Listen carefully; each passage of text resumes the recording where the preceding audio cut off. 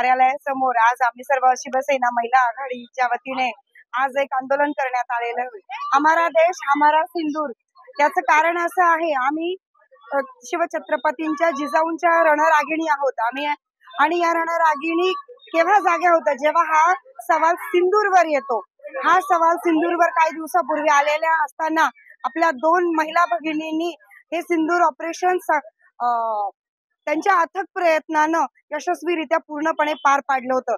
आणि आज ते सिंदूर ऑपरेशन करत असताना या मोदी सरकारने आम्हाला विचारणा केली होती की ऑपरेशन सिंदूर, हर घर सिंदूर, हर घर सिंदूर।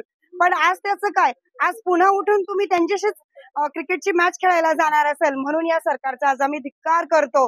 कारण ही जी महिला आघाडी असो, या पूर्ण भारत मातेच्या ह्या ज्या लेकी आहे, ह्या लेकी सर्व गोष्टी सहन करू शकता, पण त्यांच्यावर आलेली सिंदूरवर आलेली आपत्ती कधीच सहन करणार नाही, ही मुजोरी सहन केली जाणार नाही।